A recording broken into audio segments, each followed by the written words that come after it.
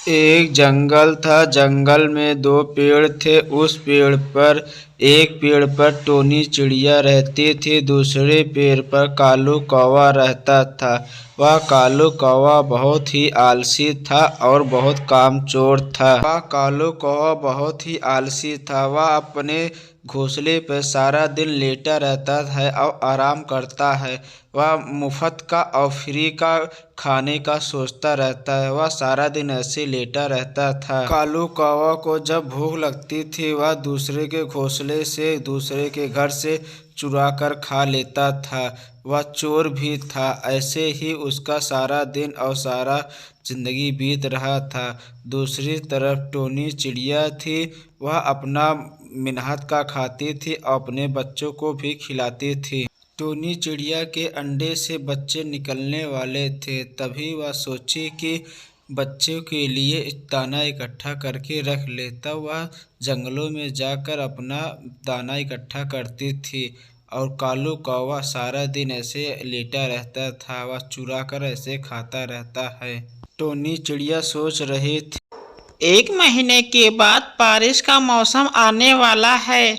हमारा घोंसला तो कच्चा है, इसको हमको तो पक्का करना है, नहीं तो हमारे बच्चे भीग जाएंगे और हमारे अंडे भी बह जाएंगे। हमारे बच्चों को बुखार और सर्दी हो जाएगा। नहीं, हमको इकट्ठा करके कैसे भी करके पक्का घोंसला बनाना है। टोनी चिड़िया 1 महीने के बाद अपना पक्का घोंसला तैयार कर लेती है। टोनी चिड़िया को बारिश की कोई टेंशन नहीं था। वह बहुत खुशी रहने लगी। अब मैंने एक पक्का घर तैयार कर लिया है। अब मेरे बच्चे खुशी से रहेंगे, नहीं भीगेंगे। वह कामचोर कौवा सारा दिन बैठा रहता और लेटा रहता है। एक दिन टुनटुनी चिड़िया कालू कौवे के पास जाकर बोलती है, कालू कौवा भैया, आप भी सारा दिन ऐसे लेटे रहते हो और बैठे रहते हो, क्यों काम नहीं कर लेते हो? बारिश का मौसम आने वाला है, कुछ काम धंधा कर लो, अपने पक्के झोपड़ी बना लो, नहीं तो भीग जाओगे। कुछ काम धंधे कर लो कालू भैया। फिर कालू कौवा बोला, ठीक है, तुम जाओ ना, मेरा यहाँ सिर दर्द क्यों कर रहे हो? ठीक है, तुम अपना बना लियो, तुम रहो, जब बारिश होगी मैं अपना देख लूँगा। ठीक है, जाओ, तुमको रहना है तुम अपना बना लियो, मैं बना लूँगा जब मुझे बारिश होगी। ठीक है, जाओ। कालू कौवा जब इतना बोलता है तब टोनी चिड़िया नाराज होकर चली जाती है। मैं तो कालू भैया के लिए सच सच बोल रही थी कि कालू भैया आप घर बना लीजिए, मैं आपके लिए अच्छे के लिए कह रही। कालू भैया तो मेरे ऊपर बिगड़ रहे हैं। एक दिन चिड़िया के अंडे से बच्चे निकल आते हैं। एक दिन टोनी चिड़िया सोच रही थी, अब तो मेरे पक्के भी झोपड़े बन गए हैं, अब तो मेरे बच्चे भी हो गए हैं। अब मुझे किसी बात की टेंशन नहीं है, ना बारिश की ना तूफान की। ठीक है। एक दिन जंगल में बहुत तेजी से बारिश होने लगती है। बारिश से चिड़िया नहीं भीग रही थी, ना ही चिड़िया के बच्चे भीग रहे थे। चिड़िया ने अपनी मेहनत का सफल बना लिया और उसका मेहनत सफल हुआ। उधर एक तरफ कालू कौवा भीग रहा था। यहाँ बारिश से तो मैं भीग रहा हूँ, अब मेरे झोपड़े भी बहने वाले हैं, मैं क्या करूँ? हे भगवान बताओ।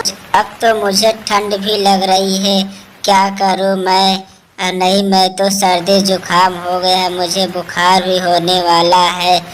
अब तो चलता हूँ मैं चिड़िया बहन के घर, कुछ दिन वहीं गुजारा करूँगा। कालू कौवा फिर चिड़िया के घर जाता है। कालू कौवा चिड़िया के घर के सामने जाके बोलता है, चिड़िया बहन दरवाजा खोलो, मैं बारिश से भीग गया हूँ। चिड़िया बोली, कौन है दरवाजे के पास जाके बोल रहा है?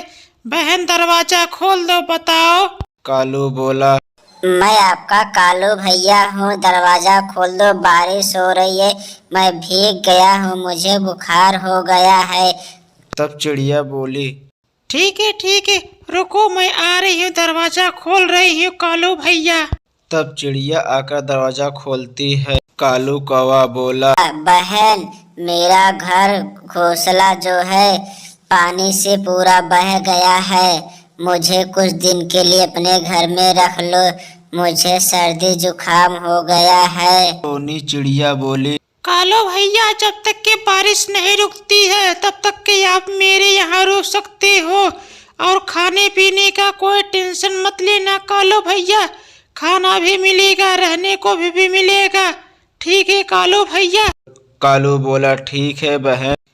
कालू चिड़िया का घर देखकर कालू के मन में लालच आ जाता है। वह सोचता है, टोनी चिड़िया का घर कितना अच्छा है, काश मेरा भी ऐसे होता। कौवा टोनी चिड़िया के बिस्तर पर सो जाता है और आराम करता है। फिर 4 दिन बाद बारिश रुक जाती है। कालू भैया, आप जाइए, अपने घोंसले में रहिए, नहीं तो कहो साथ में चल के तुम्हारा घोंसला बना देती हूँ। कालू कौवा बहुत आलसी और बहुत ही कामचोर था। कालू कौवा झूठों का बहाना करके बोला, बहन मेरा सर दर्द कर रहा है, ठीक है आप जाइए, मैं बाद में जाऊंगा। टोनी चिड़िया घर से बाहर जाती है दाना चुगने के लिए। कालो भैया, आप बच्चों का देखभाल करना, मैं जा रही हूँ दाना चुगने के लिए। जब चिड़िया दाना चुगने जंगल में चली जाती है, कालू कौवा बोलता है, तुम सब मुझे आराम करने दो, ठीक है, नहीं तो मार कर भगा दूंगा। कालू कौवा टोनी के बच्चों को मारकर भगा देता है जंगल में।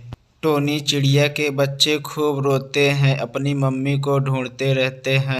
मम्मी, तुम कहाँ हो? मुझे छोड़ के चली गई हो। कालो भाई मामा ने मुझे मार कर भगा दिया है। मम्मी कहाँ हो मम्मी? टोनी चिड़िया के बच्चे खूब रोते रहते हैं, पर टोनी चिड़िया नहीं आ पाती है।